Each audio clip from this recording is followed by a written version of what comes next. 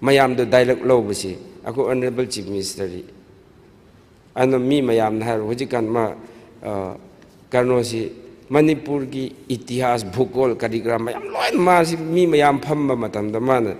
lecture taw si professor amaga manar doctorate ani hum pai ba manan hen lecture taw e basa aduna honorable speaker sa ako honorable chief minister sa ma si professor on the ming thole sara na dum khalli ni honorable speaker sa masi aina calling attention thangat jabse si akhoi gi lebak sida yamna sangna issue lakpa unresolved issue masi si akhoi gi Manipur da shanti letaba akhoi gi khatna chainaba kaunglup marakta ungkhatnaba mayam gi si masina genesis oiba issue amani sir masi gi karno si creation of 7 new district ki matang dani aina sir detail lakching aina history matik ama hanjage sir British matamda Manipur da leirami bisi single district administration da leirami adui makha da subdivision haina imphal haina kana 4 subdivisions thamame du na north east ama masina kana ukhrul na headquarter orame north west Tamenglong na headquarter orame south west in Churchandpur na orame aduga accelerated area development administrative region haina masiji sadar haina kauba masiji headquarters in Imphal da orame sa masiji after 1919 gi kano rebellion gi tungda semak pani sa masi adu matam da di mix kano se population se mix hoina moi British na tongan na si area si kap semak pani ba adu gun akhoi Manipur na India Union da merge tawgraba tungda sa 21st September 1949 da single district onthoe aduga leirame aduga ngasai gi 4 subdivision sing do district oina onthokraba subdivision mayam district onthoe sa aduna kari kana karamba district no central ne east ne west ne north ne south ne na si district mayam se semak eba sa 1969 da aduga 13 May 1974 da karno si ngasai gi sa Tenopal district haina district ama create taweba masi karma ni create tawbra ga sa ukhrul gi east district ukhrul du degi carve out to thoe central district te carve out to thoe aduga adu carve out tawraga adu later on 1983 da district ahum anoba amuk sema masina kari noer ga Imphal ga Thobal ga Bishnupur ga adu ngasai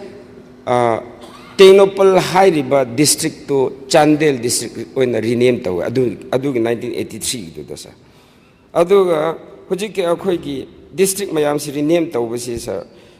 north to na Sanapati ole south to na Churchandpur ole west to na Tamenglong ole east na Ukhrul adu Chandel do na Chandel Tenopal do Chandel on minisa si Imphal 1987 dana amuka Imphal district si ani thoe Imphal East Imphal West masi si sa aina hajaning badi for administrative conveniences and better reach to the public akhoi gi welfare scheme oibra development oibra masi si phana ba semani semak basi sa kaman sembra ga through dialogue, through consultation, through mayamgi phanaba khallaga loina semak pani irang leite irang leresu kobab torulai grapple torulai aduga hojiki sa sigi district mayam sembasi manungda sadar district haina ni bise loina figure torambani adubu sa masih figure sub tau taurak taba sadar habsida karine si land issue le boundary issue le adu sir akoina bhab tagado amana 1992-93 da most deadliest ethnic violence ama thokki numbers of casualty yamna wang mani property losses aduga displaced adu matamda ni yam henbani adu kadai di genesis kada garmain horak pra have the sigi Sadar Hills District han siem naba 1971 da Autonomous District Council under Article 371C gi makada Autonomous District Council semak panda matamda akoi gi MP du matam leramba paukai hana MP am leramisa mana Sadar Hills Autonomous District Council hana du napakpa adudagi irang si horok panesa sida Kanosi Naga civil societies like UNC, NSF, NSOM, and other kun effect riba kun singdugi villagers mayam na changa kasi opposed tau kim desa. Aduga sir masigi kanosi opposed tau rakpa series of agitations. Aduga economic blockade. India government amadi government of Manipur matamdu government singdo luna lauramdi MOU se 14 December 1981 da MOU ama sign tawba si amta pathok jage sa wasi extract ni loin full paroi adu da MOU do the kari hybrid kasa in order to give appropriate opportunity to all concerned a cabinet subcommittee has been appointed to go into the matters relating to readjustment of the boundaries in the proposed unit of the Sadardo. The cabinet subcommittee will take population, ethnic affinities, compactness of the area, or any other suitable criteria into consideration before recommending the readjustment and demarcation of the boundaries thereof. The cabinet subcommittee will also give appropriate opportunity to the various organizations for furnishing justification and their demand while presenting their case. While for finalizing the boundary, the government should pay adequate attention to the various demands raised by the ANSOM. Asisi hayaba. Si laina amuka district si hujiki moigi karnodu yaw da bida moigi consent yaw dre moigi wari sanadra amuka create tawgini amuka haire adudagi 1992 da amuka masida agitation akanba agitation amuk tawre 11 November 1992 da sida amuka sir haire bise sigumbasi amuk thok tanaba peaceful lainaba safeguard the rights and interests mi singdugi kano tawnaba masigi se land maru oibide lendo moina nijabsina masagi affinity close affinity sidung the hapio adjustment tawbiyo haiba khaktani district se anoba semgunu haiba kari sulete boundary do adjust tawbiyo habse seriously near lakmani aduga moigi yanabai matung na moigi agitation su tokra lakpani adu tok patung da amuka 19 November 1992 da asi siloina loisan ngani handa commitment pirame basa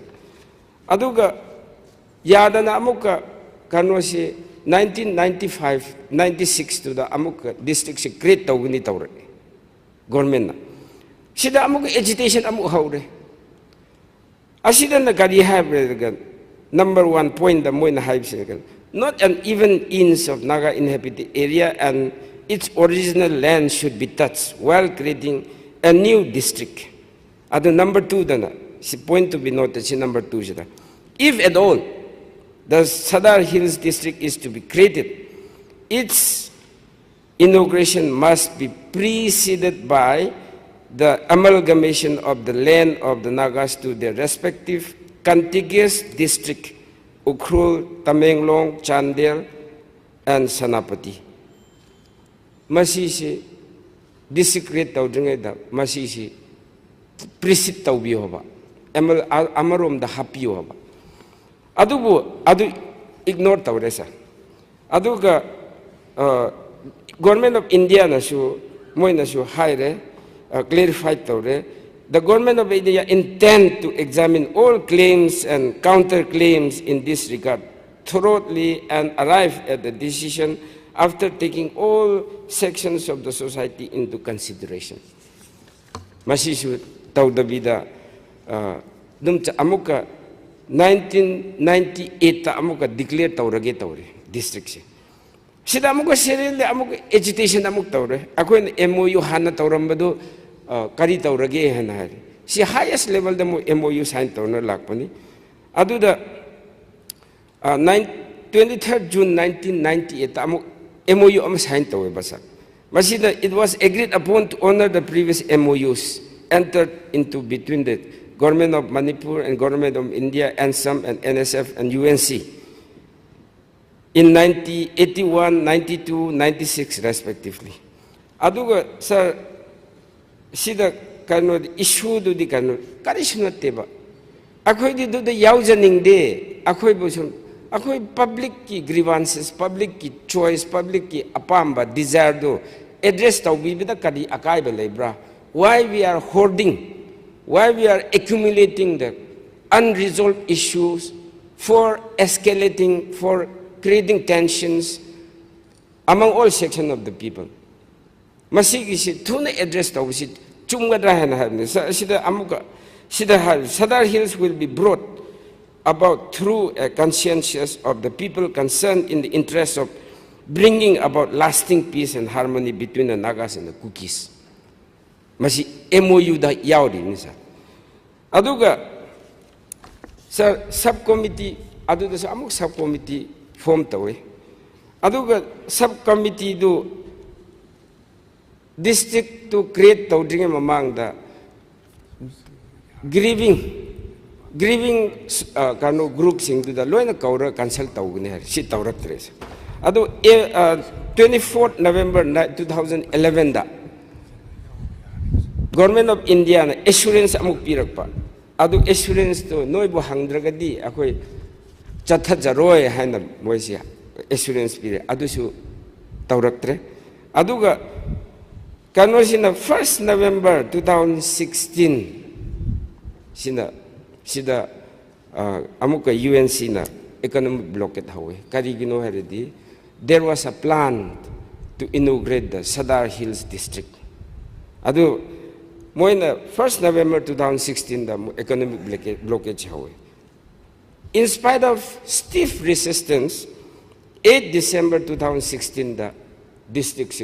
without consulting without honoring all the MOU signed between the grieving party and the government of India,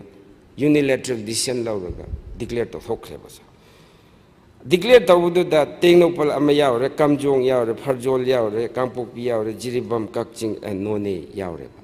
Hana di Sadar si Yadraga di Maming Ontoga, Kampopi Hanat Amuk declared to Bira. It is grieving party na Khalib Sinasa, Akoibu Yamna Ushit Tawoidaba. Kano the maming hong gamoina akoy apang sibni haberonda chakreba hojik di sir si ego gi problem oides adu 19 December 2016 gazette notification to date 6 number 1620 or 2016 da gazette notification to eba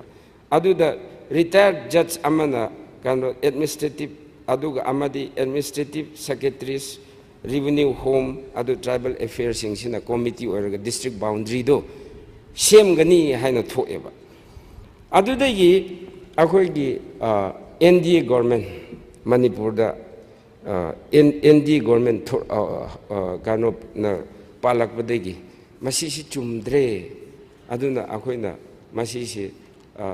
result taw na bahot na si haiduna. Hojiki 19 March 2017 da.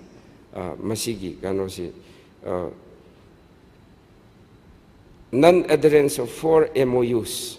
and GOI assurance on the matter.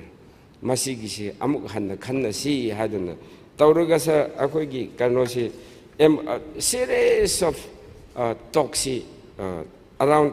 10 taramuk talksi pakhat kramni sir aduna kanosi last tripartite talksi sir kanoda UNC ga pakhatsi adudagi tara muk tawrab tungda last kanosi sanapati da tawsi dagi amuk ka tawdre basa aduna masina matamdugi government na district create tawsi kari maram gino haibu ganda sir si moina haibu for administrative convenience masi si unilateral oibra hina khanba sir administrative convenience one section da khakta uba sir atopa section grieving gido yenghawdaba the conflict resolution is through dialogue, through understanding. Taho rabdi sigi irang si thoeba. Hujiking kasaya na pankiba 1992 gi ethnic crisis thokibido machine genesis nisa land issue ni aduda kasaya na panhaw da ba amalesa NSF ka ensam ga pullaga moine MOU sign tawbududa haidibsi 1992 da ethnic violence thokpa matamda lam mayam si moina thado chatpa mayam do amuka reinstate hanhan biyo han adusu hanhandre more da leriba naga mayam gi lam mayam si amuk handre sa ngasi phawba grieving party gido ngasi phawba hojik ba address tawbi de basa aduga hojiki administrative convenience example amada ena haijage sa sigi yaripok makhada hojik foothill leribse hingang lok lungthar sada khunbi mayam ne adu mayam do district headquarter kangpokpi chatpase district ani ahum lala chatlisa sibu administrative convenience kawgadro adudi aina han khanmada moina hairi bisiso adum moigi su tabiba yabagi reason do leye habsi ay aga outstanding mani sir aduga long pending demand asi meet tawba moisu grievances mayam lay district rate tawdabagi moina haribsina sa akoi si lebek tawre district amana phangpham thokpado phangdre akoi sibu akoi marginalized tawre hana atop demand committee na su hairak pani sa haibsida amakha kitaraga atop gi tahawdaba aduna sa sida atopa kana deprivation of fundamental rights and legal rights asi district demand committee gi kano sida yenga akoi kano government na su sida deprivation the section amakhak ki oiroeba hojikti amakhak ki yengubudai moibu deprive amuk tore ethnic tension violence unresolved Naga Kuki gi ethnic feud leribdo hujik phawba result tawba leite sir karinwar di land issue oiba hujik Sadar Hills create tawba aduna result tawnaba hotna bisida section amukhakta uba myopic decision yamna far sighted oidaba yamna nakna yengaga pressure dara kalno dara tawhobra ina si ai hajaning bani aduga political aspiration si mayam du gi mangba kanwar di majority hujiki Sadar Hills yaw si tangkhul mayam yaw rongmai mayam yaw madu du Sadar Hills sang madi atopadi yengba mo di majority community da chang mani adu da chang over the minority or they don't have the opportunity to fight election district council obera kari obera du tawbung chang mangamdre tangkhul na majority ni hai khanjal lebdu adu section du na asom da hapak ma matam da di moi di minority ole they are being denied sir aduga sir akoi gi kanoga social welfare scheme mayam MNRGS obra PMJBK kadikra mayam gi scheme mayam lakpa mayam se obviously naturally moi budi khara kano tawba tamne the minority oibne due share the Pangbanga Moibasa. Aduna Ashigumba conflict, unresolved issue Mayamse. Unresolved issue Mayamse, Aquina, Hort Tauruga, accumulate Taura Tamase, bigger, greater magnitude of crisis Tokebas. Aduna Mayamsi Yaragadi, issue Mayamse, salt Tauhanbase, salt Taubase, Matam Duda, salt Tausit, Chumbra and Sarkali. Aduna, sir, Amakata and the quote of Jagesa Mahatma Gandhi, father of the nation, Haiba Amalesa. Sikarigar, peace is not the absence of conflict. Sigumba, violence labor, conflict labor, Katna Chainaba labor, peace later haide. Adubo, ability and who have the agility to cope with it, Sina peace however. Peace labor however. Aduga high division Makata and high division peace labor, Santi labor, Lam labak the D. Ashigumba problem solved Tauba, Haibami labani, Haibsi, vice versa, Haibali. Aduga, sir, Amana America gi educationists, Aduga slavery abolish Taubada Yamna Kano Yamna politician of how Adu the Yauba me Amalay, my Mindunasa, Horace Man Kawan Palm, Mana Hizab Sinakan. Do not think of knocking out another person's brains, but he differs in because he differs in opinion from you. Adu Makatab Sinasakari Haber. It would be as rational to knock yourself on the head because you differ from yourself 10 years. Aina chahi taragi mamang da khallam bado ay isa itom da hangasu chahi taragi mamang da thoramba khallam bado hujik ay di tongal le khanmasi rational oye isa itom da khallabisu aina chahi taragi mamang da khallam bado hujik tongal le ba aduna sa akhoi gisi hanna kari khallamge hujik na akhoi na kari khallige asi differences le ado peace purakshe harabdi we have to knock our brains first hujik kari akhoi na tawgadra se khanpham thoi ha se haning ge sa aduga sa hujik ki mayam sina Sadar Hills district create Taure have the Hujik Rongmai villages, Kunipan Hinali, peripheral da Hujiki, Tamenglonga, Nonegi, Churchanpur, the Su, Kano, Churchanpur district, the Drum, Changhan Bikre, Ashom da Kano, Sadar Hills, Moisu, Akogi Peren district, the Hanjan Bureau, Havisi Kano, Global Manipur Federation and the Moina, 1st December 2023, the Moina si demand si kano the Times kano the yaw sa masi newspaper gi quote ni Imphal Times the yaw ni sa aduga kano si Moina habisina Moina habisina potential to control Chandel, Tenopal and Churachandpur via Kangpokpi by try amana som the control taw na hot na accusation chu la ba sa Masigumba accusation mayam se akoina be give room for further escalation of all violences.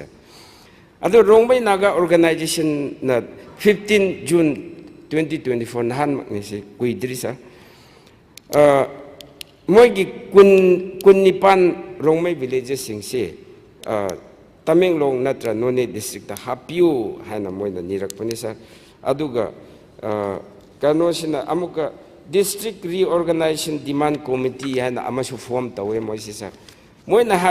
Moina date 6 August 2024 that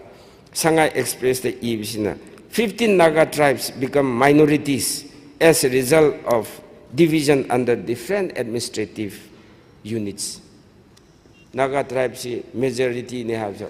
adu the half of the minority onhan bire denied of justice rights denial ni ay na moina sila claim tawar. Sir, conclusion da in lakchaning manasa ai dum matam chang da na ba ai yum da ijar lak dum pajar yabra sa asi hen na dum direct kano tawradi matam hen changani sa. Failing to address unresolved issues from the past can lead to significant problems. Unresolved historical grievances, injustices, and trauma that are not properly acknowledged and addressed can fester and perpetuate cycles of conflict, mistrust,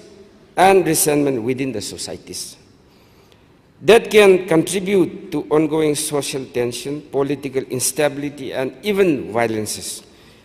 When the past is not grappled with, it becomes easier for extremist ideologies and false narratives to take hold as people seek explanation and scapegoats for their perceived problems. Unaddressed historical harms can also hinder effects at reconciliations, healings, and building a more equitable and just future. Moreover, ignoring the lessons of the past makes societies more vulnerable to repeat mistakes and failing to learn from the history. This can undermine progress, erode social cohesion, and inhibits society ability to effectively address contemporary challenges.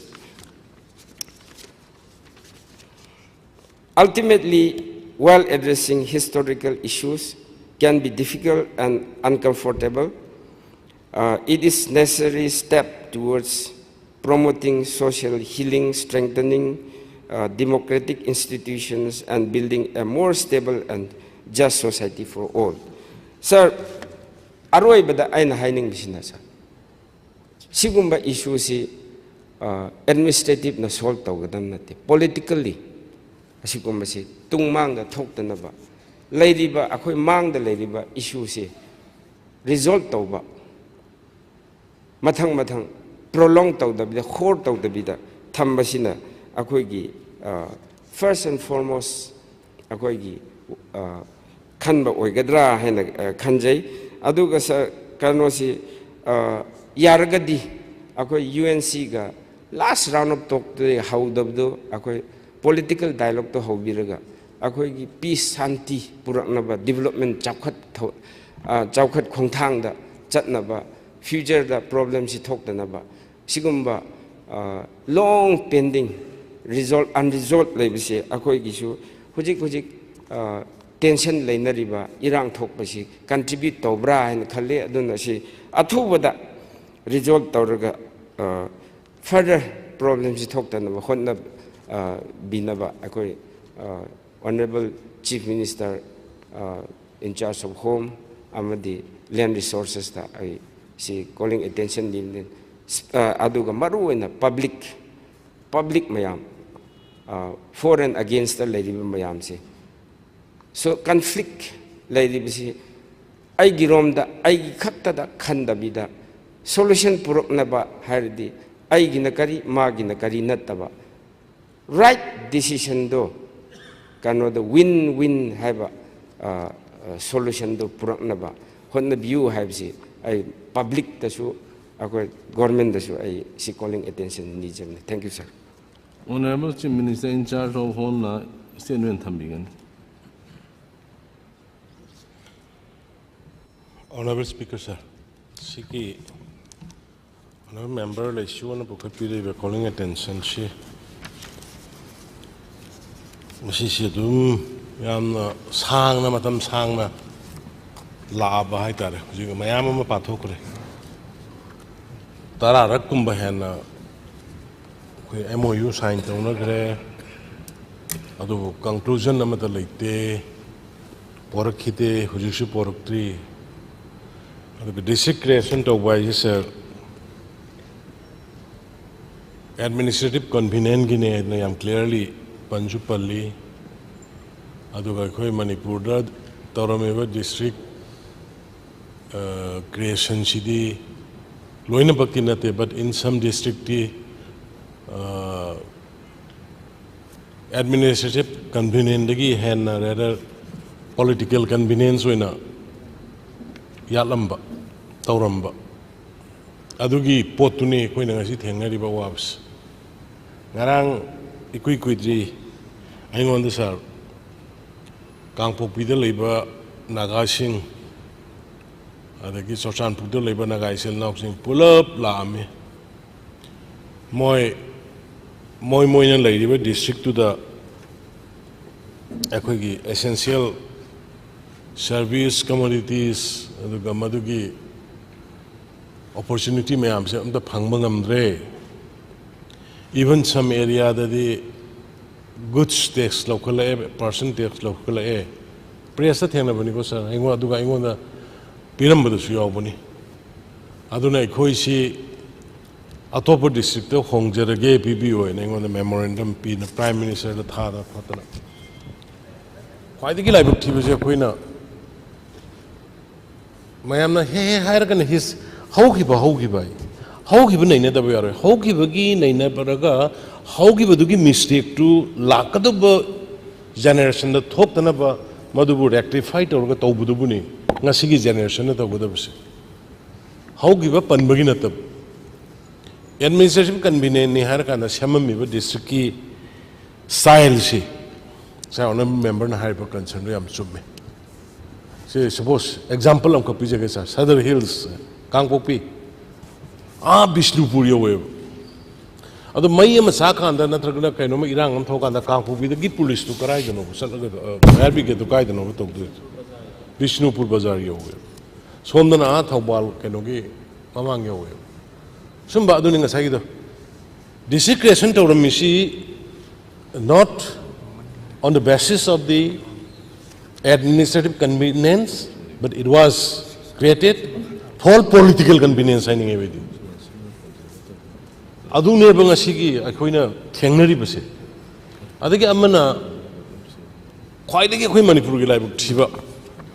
Manipur gi khwaidagi laibuk thiba je akoi ethnic based da.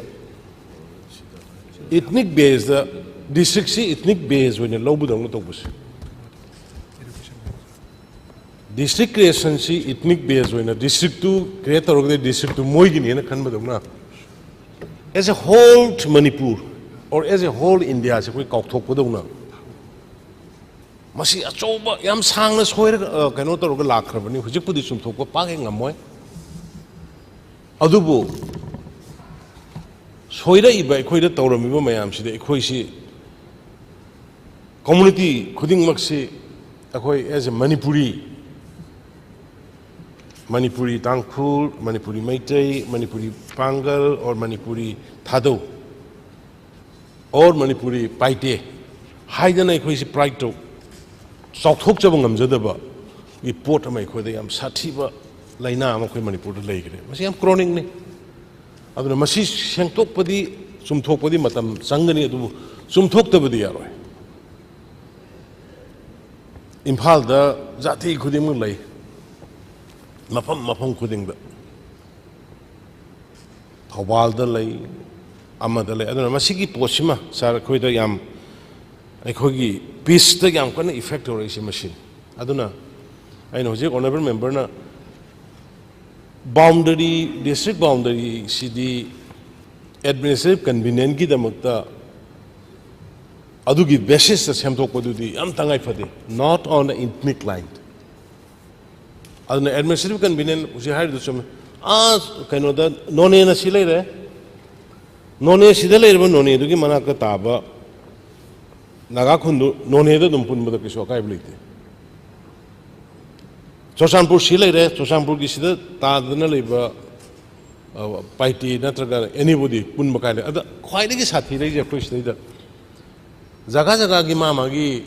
district to the nintho wei bai type da man ma pu wei type da mai horon dagi later leiminar aba community sing sida da tax lo ba hore hai gumba sang bada check tore hai gumba yamna kani hani अखोगी लेरिबा Bharat की democratic setup से याम चानदबा हाइतारे sir अदुगुम सिंगसे खरा अखोई थादोहनिंगे मणिपुर की प्रजा पुनमक्तनी आइना हाइजरिसे अदु then only अखोई पुनहिंग मिनबगी वाखलमा लाकनी ngasi moina talai ba example kangpokpi gi ida leba naga sing na talai ba Churachandpur da leba naga sing na talai si moida sarkar gi phangbam thokpa hak madugi benefits moi khunamani prajamne na leiriba sing sab chana phangadi moi madu kaisu talo oe phangdabudagi talai ne aduna maduna sugumba community line na work tongnarakpase masi khwaidagi unfortunate khwaidagi laibak tirne lawi aduna sar khoi district yad ki basi akhoi gi existing subdivision hanadi Manipur North Manipur South Central and tawraga leiramani ado matam gi darkar gi matung ina yad khre ado yad ki badu deida yamna controversial word isi ki district tara hana leiramba district sindagi anuba hapkatlaga semakpa sidaida honorable member na pukalaisi even magi pungyar so kamjong district simak ma nungaitre haibani magi leiriba port keno mayams aduna masih sar khara political way aduga khara sului sigi district ki reorganization amadi darkar lei district reorganization amadi darkar di leire aduga masih se koi phajana aikoi leiminari ba members sing punna tanarga aduga even civil society sing tawrakanda amuktang haminarga reorganization ama tawbudi yam tangai phadabra haibu so ingon da phil tawdei sir Imphal East handaki moi thokhi badu da Imphal East ta ani ni adagi senapati ga kangpokpi ga Imphal East district da jiribam thokre adagi senapati ga kangpokpi ga Thoubal ga Kakching ga Chandel ga Tengnopal ga Ukhrul di Kamjong aduga Churachandpur Pharjol Tamenglong none sini sa thokris aduna masi thokpa sidaida huji khwaidagi maru oina leiridi village sing amada yawgadaba yawe adubu tasengna district creation si basis ti hana existing level subdivision do the basis oiga created togibani ado masisi anobu soibinate hana degi subdivision anobu yat padadi subdivision sing hana gi level mai khungi do the base roga togibani ado hujik lagnari ba issue di ado gi khundu ado da yawbuni ado da yawgre habisi yam aingon comprehension ado gi matik lakri ado na masidi yamna state wide ki oiba survey ma drone ga senar kanda village to village authority mayam wa yahon ba aduga community leaders sing yahon ba aduga honorable mafam dugi members sing yahon laga amuktang di darkar di leire sir amuktang madugi darkar di leire adu madugi exercise ama sangi khoi madugi damakta hanai khoi justice amada tawrakanda committee semdana madugi sumthongna bai khoi tawramabani honaramabani sa adu hujiki madugi su final tabangam final report pibangam dadna leibani aduna aina honorable member da thamjaning basi sigumba district ki karigi si hujik some section of the people's section of the societies isalinaw singsu hanagi anova nauna district tawgi basi rollback taw have a group amsulai adagi huji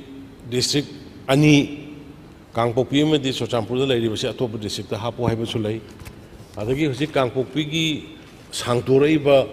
yet oida makut sumaina sangtorei basi ka aga anak pada hapchen biu have sulai so many things the high report me am se khoi punna phaminarga khoi Manipur da lemina bang atani adu community leaders sing adu elected members sing adu civil society NGO sing yaur kanda ungtang ekhoi once for all tung lak kada ba sing da masigi leho sum pending dorga purga lak pa ta time passing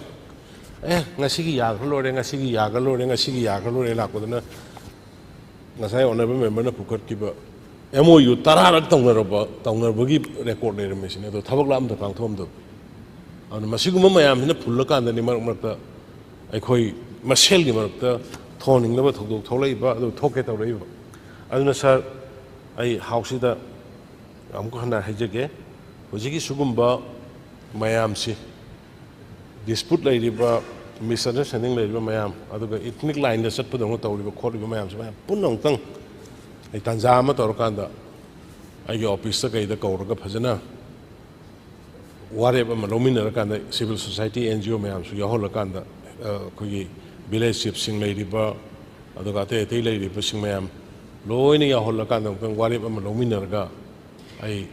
once for all ai tang sum thongna ba hona ge haidana is samjar ga sir ai se tension jaga sir debate na cha desa si karno supplement amuk tawjage habni sir sida masi sida two school of thoughts ani thoe sir amana roll back haiba amana district boundary redraw tawba akoi apam da leijage aduda akoi gi si tawbiu haiba sida example am haijage sir hujiki akoi gi leiriba manipur gi situation si sir akoi imphal mayon da leiriba imphal manung da leiriba mayam di problem si face taw de basa ado ukhul da manung da leigrab sing da problem leite hojiki peripheral da hojiki for example aigi kendra da Kampupi district ki khun amase phungya kendra khun mari manga la manung da leiye basa police jurisdiction the problem there sa address for example akoi passport kumba apply to matam da police station thibda phangde mo area se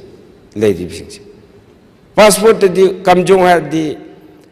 kamjong district ha di kano direct kasom phungya kamjong en thoeba adu area du gi high matam da kamjong en palla basu or Kampupi Haragana Amuka police station thief hangde rectified to this. For example, Akogi, Kanogi, Tabak Inkang, Hotnaraga, one like Jahi, Chuk Naparaga, government service pang by Mayam say, police verification say, Kampupi the Laabasa. Kampupi police na Kano the verified Kamai Tognisa. Yamna problem say Aquina. Chething si isa makta phangdam na ai di dum madu khang ba si khara moi do mukti khang ba ngamoi adubu mi du di yam waja basa administrative convenience hai si masigi londa si yam si mi khara gi damakti yam na shok basa aduna second point da sa akoi gi police jurisdiction district dugi Kampupi haragana Kampupi manung da live sing district kano police jurisdiction chumhan biba Kamjong har Kamjongi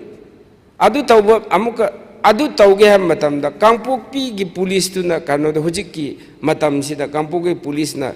la aga kano da hengang lokta police verification lakane as impossible nisa me do carry the mang sir. Aduna second third point sir. Kano si existing boundary the matung in the Shemak Panihar 1971 da autonomous district council Shembada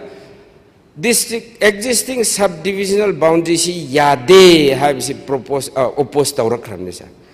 That resistance, that opposition yadaba grievances to ngasi phawbal leiri have say hygienic minister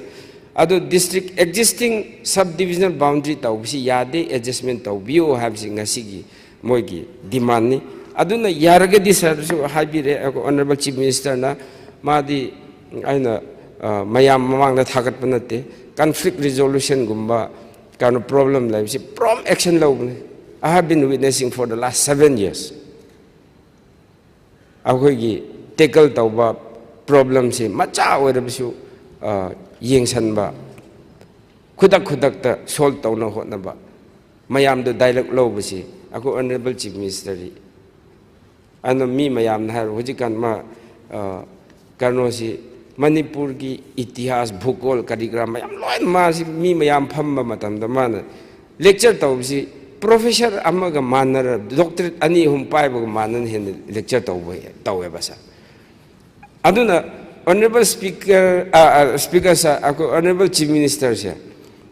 ma si professor on the ming thole sara na dum khallim adu ya asigi conflict se thuna solve tawna ba akhoi mayam do grieving party mayam do kauraga lecture do amak tawbiraga mayam do convince tawbiradi line problem solve tawgani habse mayam da house August house ki makada grieving party do invite tawraga thuna loisan biu habse amuka request tawjame. Thank you, sir. Speaker sir, I professor kahan gare doctorate la. Speaker sir, sigi posi am summa bane di se hantak ki conflict sida irang sida ida sigi akhoi gi kaithal man bi gi mathak ta kar ga le se khoi pai pu gi hak ta gi nga prum singjin na khane nga prum singjin na je sin just akhoi gi ariba ha ado masi court lane na tholaga leirame court lane na ado police ki to matam ado asidai da irang thok pase akam ko bide police lak tuine ado no masi ki jo ai exercise to robne nearest police station duna nearest kanogi village to cover to ba ina madugi administrative convenient and law and order gi damakta adu tokse ya na to bas da foreign against lang na ain side do Manipur da kano akhoi gi district ki boundary thanami si district alam mi si administrative convenient oina na to bodai di political convenient na mang thara ge hain to me na ai haji adun masigum si ai honorable member na pukhla i doi ai yajaningi adun ai khoi assembly ga loiraga masi su loire aduga khoi leiriba members sing angtang hana khanaraga kramai to sige haidana to kan dai This is no long no talk, sir. Thank you, sir.